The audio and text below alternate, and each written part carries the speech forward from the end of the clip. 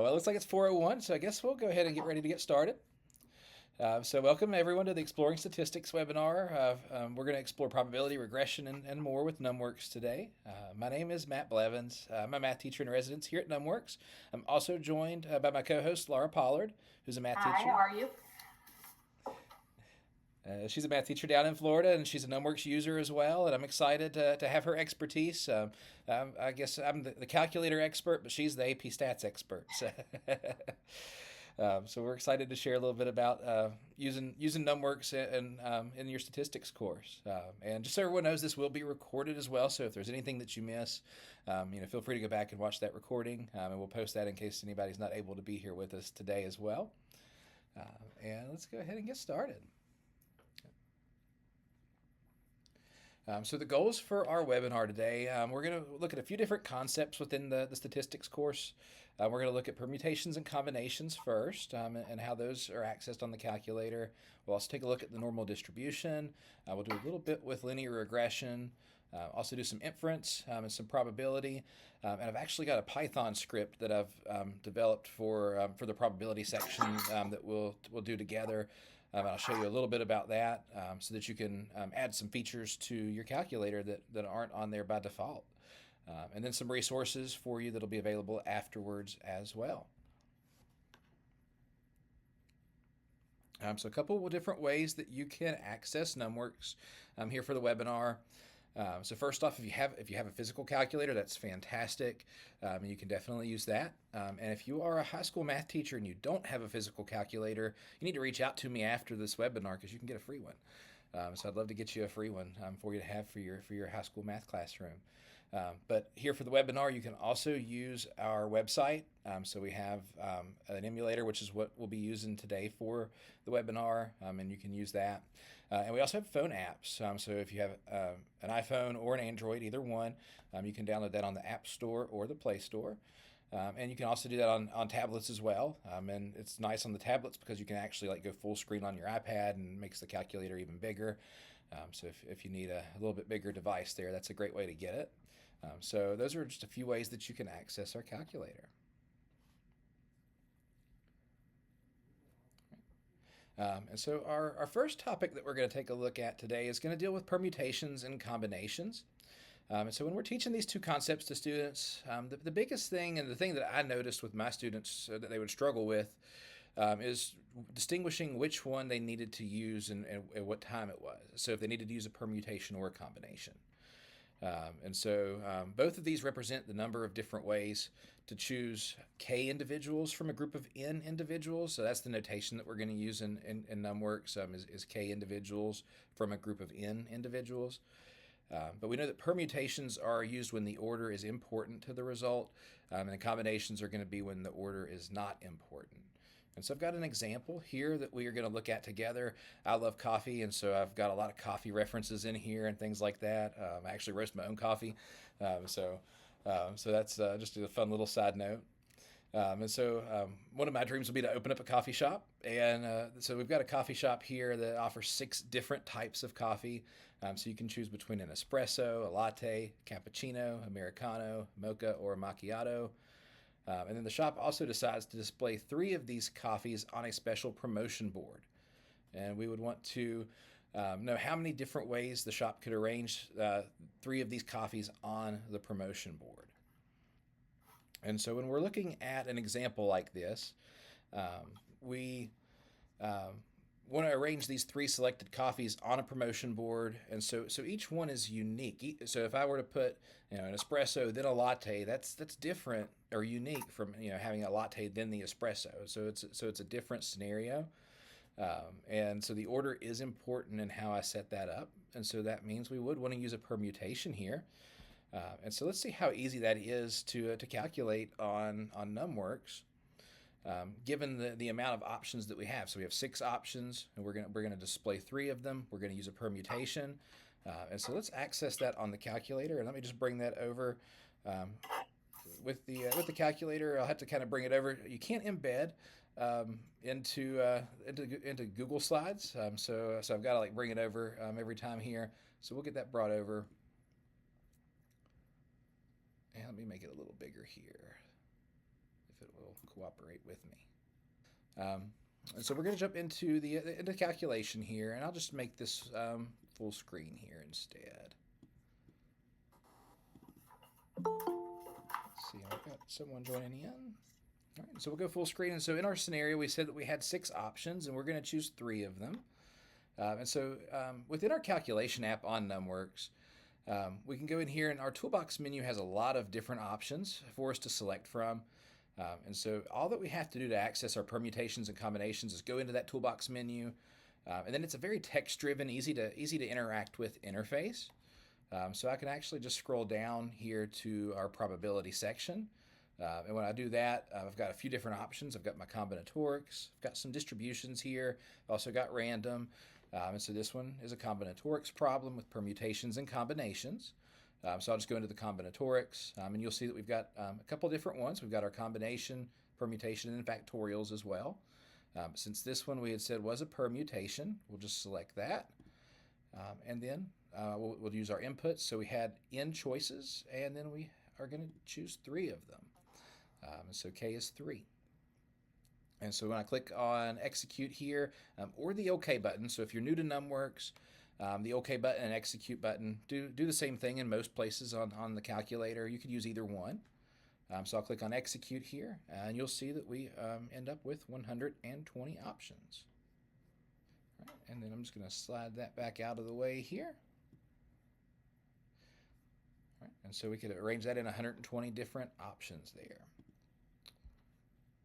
And so our next question, the coffee shop is also going to have different types of bagels as well. And if you can't tell, I wrote this like right after I was in New York City for a while, and so I was having bagels every morning. And so we've got 4 different types of bagels: plain, sesame, everything, and blueberry bagels. So they want to choose they want to choose 2 of these bagels to feature in their daily special combo. So how many different ways could they do this?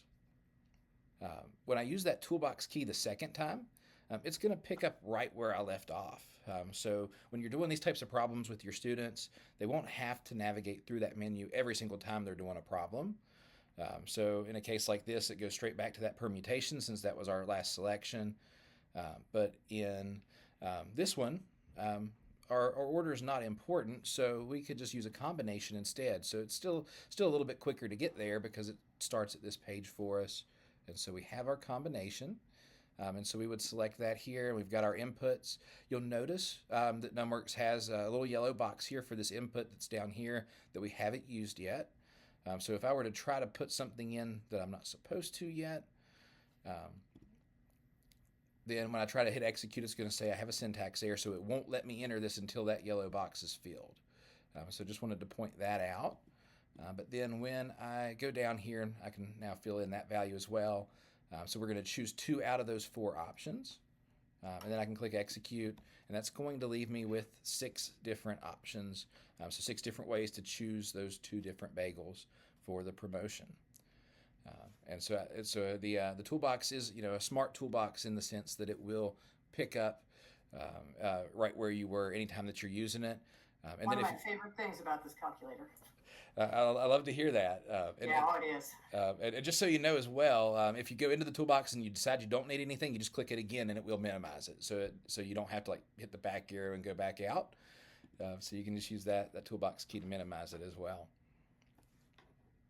All right, and then I'm going to just slide that back over for one more permutation example here and try not to lose my tab this time. So our final example is that we have a catered event, and the coffee shop wants to create a menu where hosts can choose any combination of 2 types of coffee and 2 types of bagels. And so how many different combinations of 2 coffees and 2 bagels could be chosen in a situation like this? And so this one's going to be set up pretty similarly to the last problem. We have 6 types of coffee to choose from instead of just the 4 bagels that we were working with before. And so let's pull the calculator back up right here. And we technically had already calculated part of this problem because the 2 types of bagels is what we actually had just done. So we only need to calculate our coffee here, But you'll see that it's going to be another combination. And so we'll do 6 this time because we have 6 coffees. And then we are going to pick 2 of those. And so we'll do 6, choose 2. And that's going to give us 15. And then the important step here is for our students to remember that because we have multiple probabilities that are independent of each other, we need to multiply those together. And so I'm just hit the multiply button, which will automatically use that answer, that 15 that we just had. And then I can multiply that by the 6 from the bagels as well. And you'll see that we end up with 90 combinations for this event.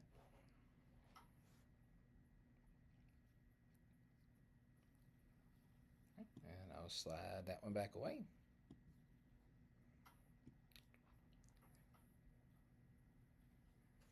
Okay, so we're going to switch to the normal distribution now, which is one of the biggest things, as we all know. So we're going to do a problem that's talking about an amusement park. And since I live right by Disney and used to work there, it's very apropos. At the amusement park, the wait time in minutes for a roller coaster ride are normally distributed with a mean of 19 minutes and a standard deviation of 5 minutes. So a typical question would be, what is the probability a randomly selected visitor will have to wait less than 15 minutes for the roller coaster ride? And we actually have a couple of different ways we can do this using NumWorks. We've been in the toolbox already, so let's go back into the toolbox and you'll see, you may have noticed the distributions that are underneath the combinatorics. So if we bring up the toolbox and go back, we can navigate down to distributions and you'll see some really familiar things, most likely. They have normal, students T, binomial, etc. So if we click on the normal distribution, we'll have norm CDF, and then norm CDF of a range and inverse norm. Notice that on the norm CDF, which is what we would be using here, there are only 3 parameters to put in because it's finding the probability X is less than or equal to A. So for this one, we know that we want to know if what's less than or equal to 15 minutes. So we'll pick the norm CDF to do this, and we want to wait less than 15 minutes. So that's our A, and then we're going to put in mu and sigma. And mu is 19 and sigma is 5. And we just go for it. And there's our probability. So if you were doing this on a test, I always encourage my students to write the function they use. They need to explicitly say what A is, mu is, and sigma is, and give me a rough sketch of the shaded graph.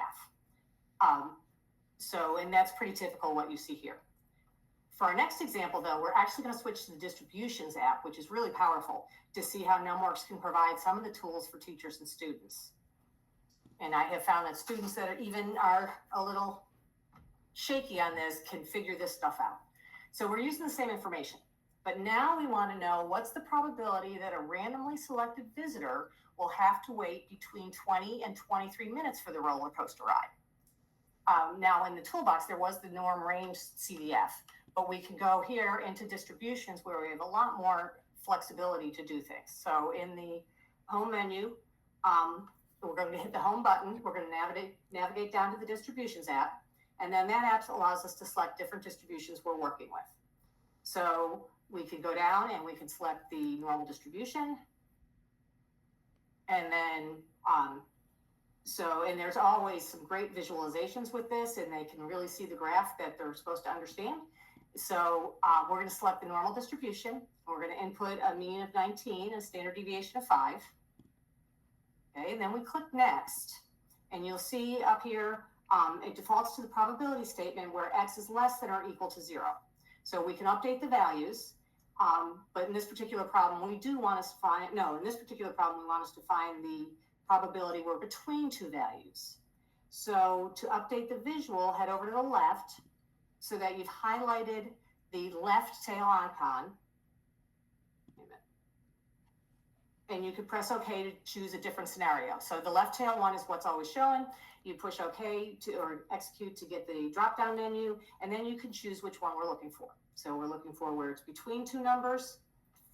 Okay, so we're going to select the appropriate icon, and you can see that the probability statement has been updated. So now we know we're looking between 2. So we can put in a lower bound of 20 and an upper bound of 23. Press OK. And not only do we have the probability, but we also have a graph with various numbers on the bottom, and it gives them a real good idea of what's going on. But they have all of it there. So in addition to the probability being calculated automatically, notice the visualization. So we have the shaded area. They can copy whatever you require in your class as far as, mean and standard deviations on the graph, but they have what it should look like. And if you're an AP Stats teacher, I really encourage you to make sure your students are in the habit of writing everything down that's on this screen on an FRQ. So they would, and I can tell you this from being an AP on the AP leadership team, they need to write the normal distribution, what mu and sigma are equal to. And even if they have a perfectly drawn normal distribution on their paper, they still need to do on that left, that little drop down in the menu, they need to do a real rough sketch of which one they chose in there. So depending on which one they chose, they need to do just a small rough sketch of that. They need to write the probability statement, and they need to write the probability. And so basically the dark gray bar, the light gray bar, and that white bar, all of that has to be on their FRQ to get full credit for work shown. So it just came up last year when we talked about it. Okay, make sure they label the mu and sigma, of course. Okay, so now let's look at a final scenario with our theme park. So the park management also considers a wait time to be very long if the wait time is in the upper 10%. So you can decide whether your child is just whining or if it's really long.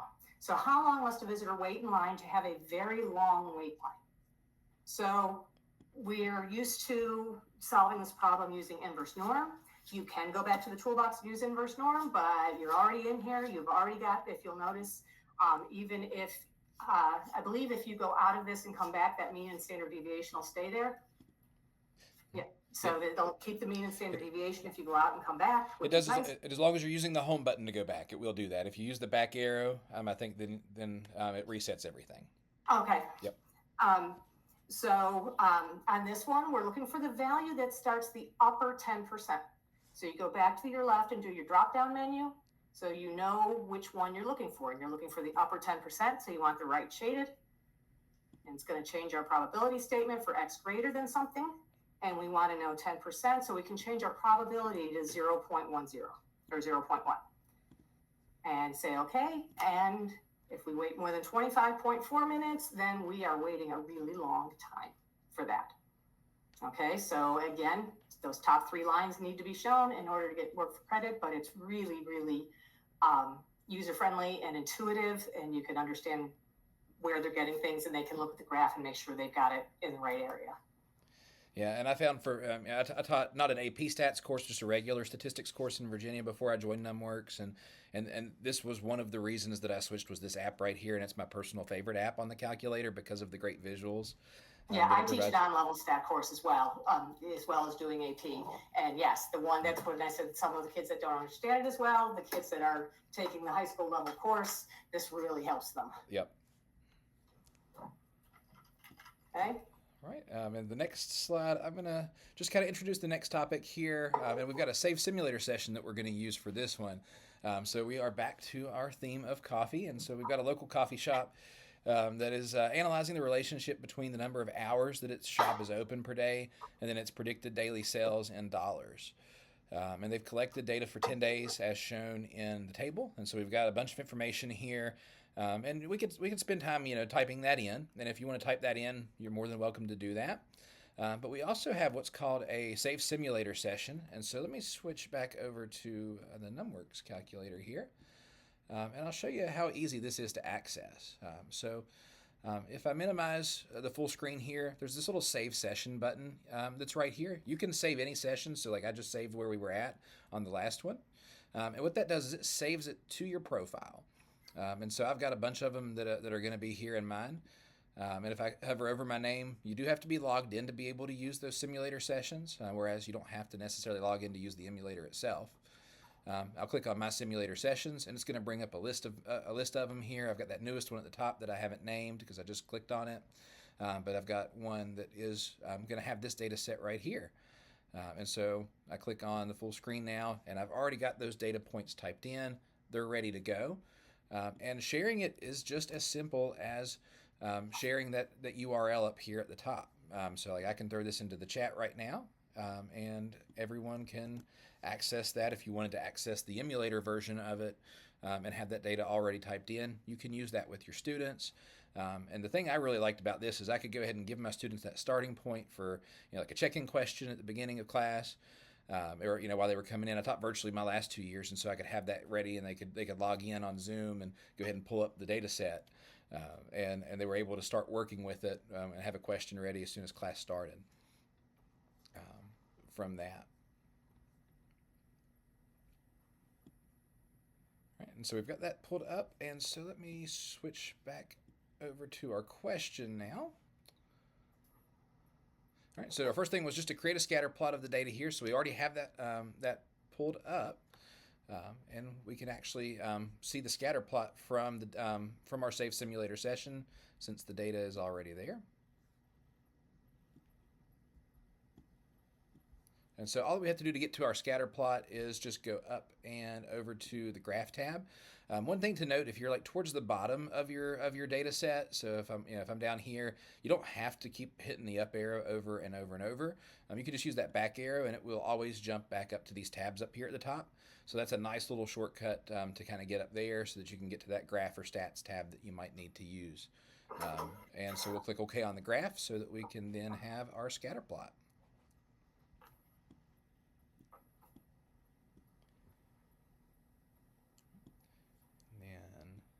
From that, from our scatter plot, our next question, I'm going to turn it over to you, Laura. Okay. So for part B, we're going to determine the linear regression equation of the form y equals a plus bx, but we know it's y hat equal a plus bx. And y is the predicted daily sales, and x is the hours open. So, and then I would have the kids explain what the slope and the y-intercept represent in the context of the problem. So they still have to understand what's going on and not just get the numbers. So to select a regression model, we're going to go to the toolbox key. So while we're in linear regression, you pulling the calculator back? Yeah, it's...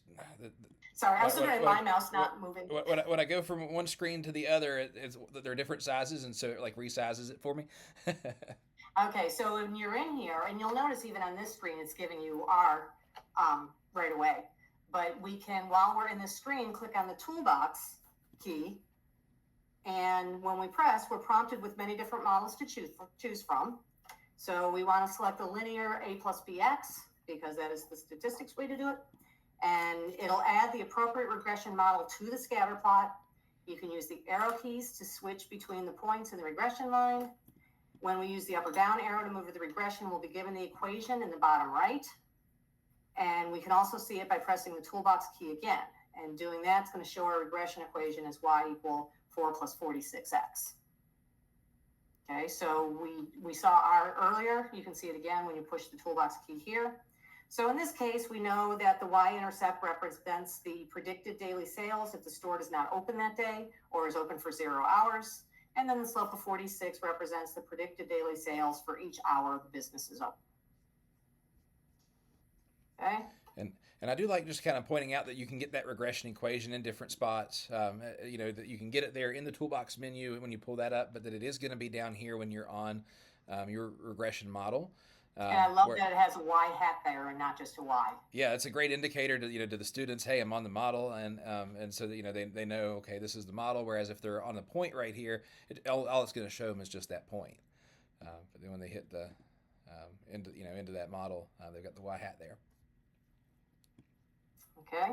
Right, and then we'll slide that one back. So then we're going to go to part C of our problem, and we want to use the equation to predict the coffee shop's predicted daily sales, to predict the coffee shop's daily sales if it's open for 8.5 hours. So we're going to go back to our toolbox menu.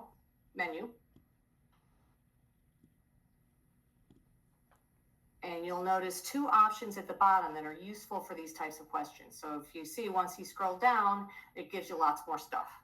And so you'll notice two options at the bottom. We can predict y given an x value, or we can find x given a predicted y.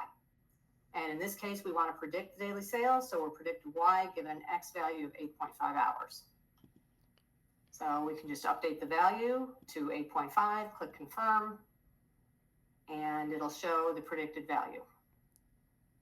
And when we're saying click confirm, if you push the OK button, that's going to take it down to confirm, and you push it again and it confirms it. So we would predict sales to be $395 if the coffee shop was open for 8.5 hours. If you wanted to predict other Y values on the graph, you just simply type another X value and press OK. So you don't have to go back. You can just type in another X value. Yeah, and that's one of the nice things. So if you start typing a value in for X while you're on the graph, you'll notice it starts updating it right here. So you don't have to use the toolbox for that. We just do have it, kind of in two different places for you. So I'll put it in 10.5 just to have a different answer in there. So we're going to predict $487 if they're open for 10.5 hours. Okay. So now we're going to move on to the final part of the problem. And this is everybody's kid's favorite, especially when they're on level, is finding or using the coefficient of determination, or R squared, to assess how well the regression line fits the data. So we can define the value using NumWorks. We can go back to the toolbox menu. We can scroll down to see R and R squared. So they're both there already. And we have an R squared value of 0.966. So we can conclude that 96.6% of the variation in daily sales is explained by the number of hours the store is open. So in other words, our model fits the data very, very well. Okay. So this example didn't require us to use the residuals, but we all know they need to know how to use the residuals. So let's take a moment to show how easy it is to access the residuals from the menu. So if we go below R squared, you can see the next option is residual plot. Press OK here, you'll give us the residual plot, and then you can use the arrow keys to navigate around the residuals. So there's lots of places to find different things, but push comes to shove and you don't know where to get it, click on the toolbox and it's probably in there. Yep, you use that toolbox. And another thing also to kind of mention here is that if you don't use the toolbox, the OK button also will do a lot of the same things as well. So if you click OK, it's also going to take you there too. So there's almost always multiple ways to kind of get to that place. I just liked having my students know, okay, let's use that toolbox and kind of have that as our default menu button. Right? And Aaron, I see you have your hand up. You have a question?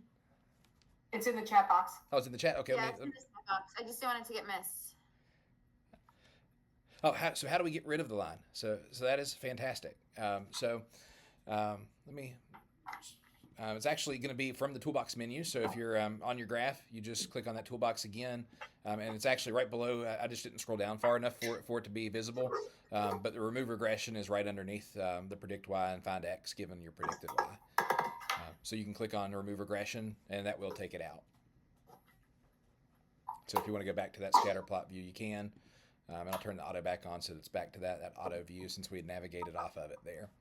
Cool, thank you. You're welcome. You can play around with those things on top, the auto, the axis, the navigate, regression, because they all do different things. And you'll sometimes go down a wormhole going, oh, cool, it does this and that. And you can find lots of different stuff it does. Oh, yeah. And like the plus and minus are a quick zoom. So if you wanted to just zoom out real quick, you can hit the minus key a couple times and it'll zoom out so that you've got a little bit more that you can see there.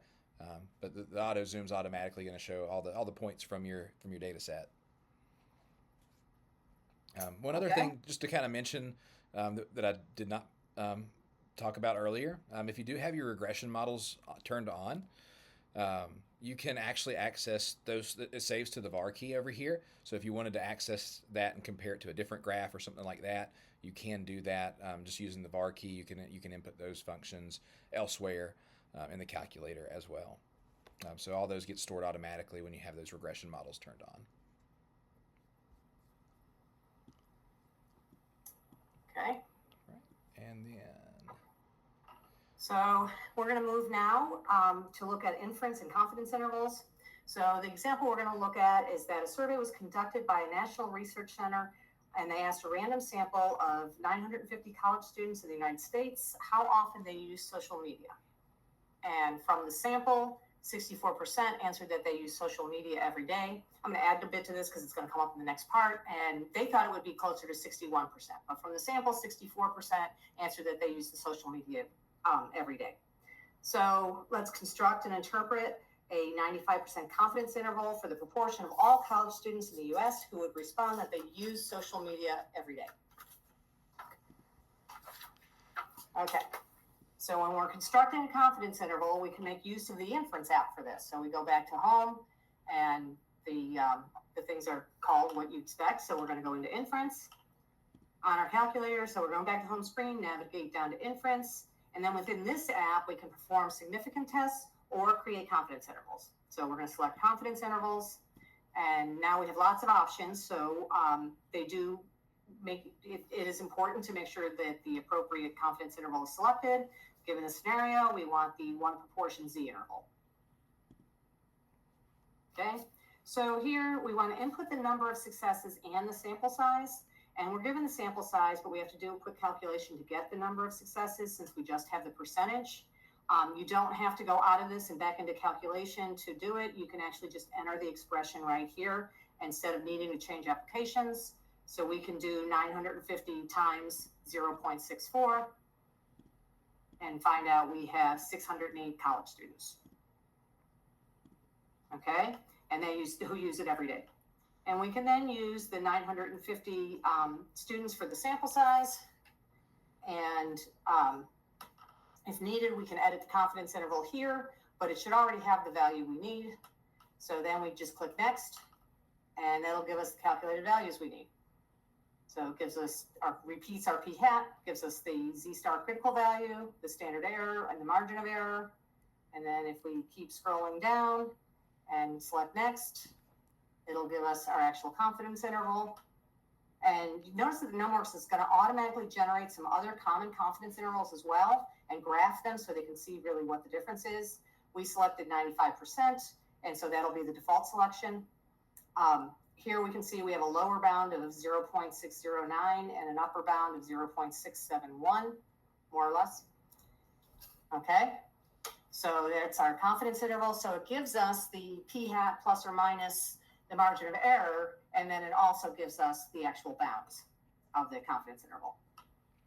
And if you need to, you can also use the up and down arrows to switch between the different ones. So if you want the 85 or the 98, you can use those arrows to switch between those. But this one we needed 95, which was our default setting there. Okay.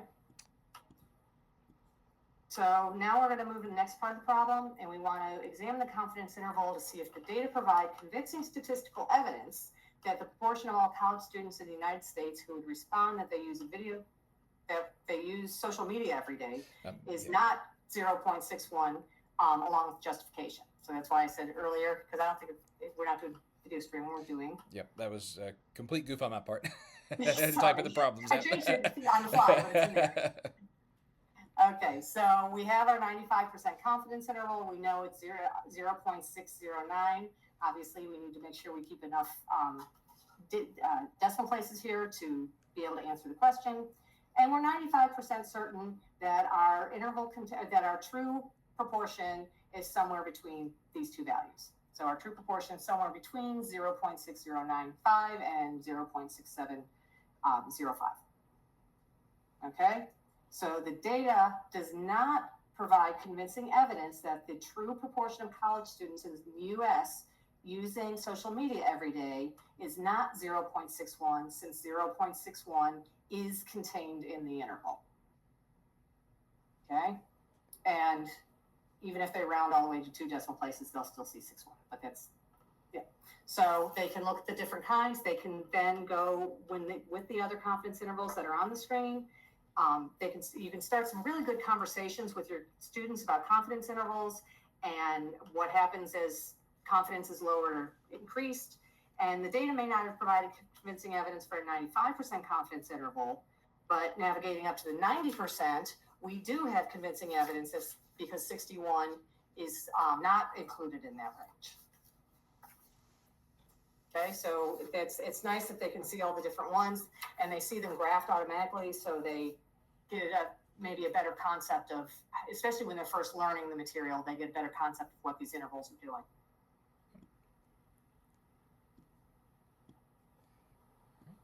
Can you pull that back real quickly one more time? Yeah, sure can.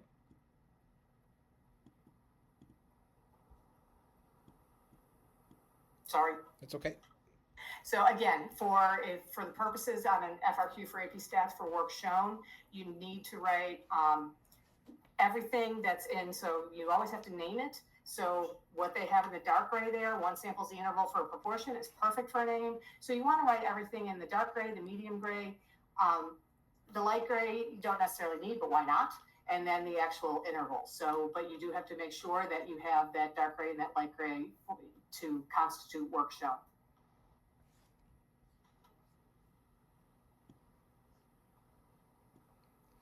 All right. And then for our final set of examples, we are actually going to be using the Python application that I coded. And I noticed a couple of us were in my Python webinar a couple weeks ago, so it's awesome that you're here in this one too.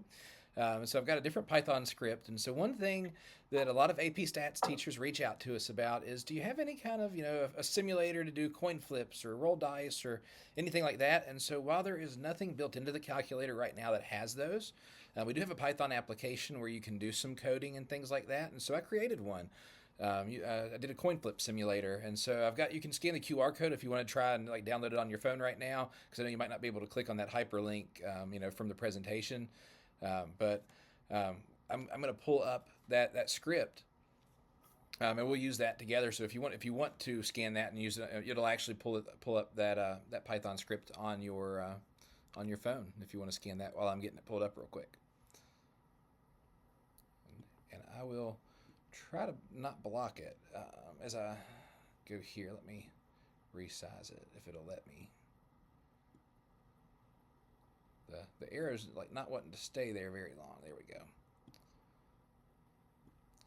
So I'll just minimize this. And so anytime that you're working with Python, it's just all going to be under your profile here, just like the My Simulator sessions. It's just right above it with your My Scripts. And so I can click here on my Scripts, and I've got a coin flip one right here. I've got a bunch of different ones. I've got the dice rolling one too. And so if there's ever a script or something that's missing on the calculator that you'd like it to be able to do, let us know. It might be something that we can write a Python script for you to be able to do. But I also challenge you to ask your students to come up with some scripts for it too. It's a great way to enhance their experience with the calculator.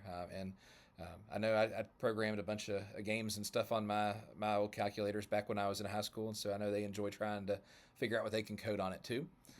But I'll pull up this coin flip simulator here, and so I'm going to start out just by showing you how the simulator works here. So the code's always at the bottom of your script, and then you can load this to your calculator. So from anybody's script that you have, you can hit the load to calculator. I don't have one plugged in right now, so it's not going to work if I were to try to do it now. But you just plug your calculator in, hit load to calculator. It'll turn green and say that it's in it, and it's super quick and easy. But then I clicked on the little play button that was right here, so that way I can run the script and I can access it from here. And I made this one, I tried to make it as intuitive and easy to use as I could. And so it actually just says, the number of coin flips. And so all you have to do is just type in the number of coin flips that you want to do. And so I am a huge Swiftie, and so I'm going to use 1989 as my number of coin flips that we're going to do here. And it's going to instantly calculate that. And it's going to do 972 heads and 1,017 tails. And so, of course, this does require it to be coded to where, they have an equal probability. So they're both, it is a fair coin flip. And so we have that 0.5. But we're going to use this data set to see what to see if we would expect numbers like this. So the 972 heads and the 1,017 tails. We're going to see a little bit about this information here. So let me go to the next slide. So I actually forgot to do the initial predictions there. So we're just going to do the simulator session here. So after running the simulation, what was our observed probability of getting heads? And then what about tails? And then how do these compare to what we had thought about before the simulation? So we'll kind of skip that problem a little bit. But we can see our probability, or our proportion there would be 972 out of the 1989 for heads, and then 1,017 out of the 1989 for tails. So if we click on the emulator, we can get that in decimal form too. So we had 900 and, let's see, 82 out of the 1989. Let's see, or was it, no, 72. Right, yeah, 972. out of the 1989. It's going to simplify the fraction for us, so NumWorks will automatically do that anytime you're working with fractions, where it will give that simplest form of the fraction. But then it also gives us the decimal approximation at the same time. There's no having to switch between those two representations. And then we had 1017 over the 1989 for the other one there. And so we can see that they're both pretty close to that 0.5 from that data set there, from running that simulation. All right, so we get both of those probabilities. We could have also just done 1 minus, from the first one here to get our second one, but pretty quick and easy to get those two typed in there together. And so from this, that's pretty close to what we would expect. It's pretty close to the 0.5.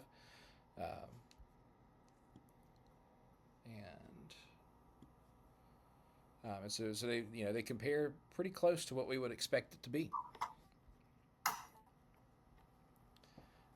And so at this point, I do want to kind of turn it over to questions. If anybody has questions about anything that we've done, or any questions about NumWorks in general, we'd be happy to kind of answer them. I've been here at NumWorks for 2 years, and Laura's been a user for quite a while, and then also is an excellent resource in our AP Stats community as an AP reader and in leadership there.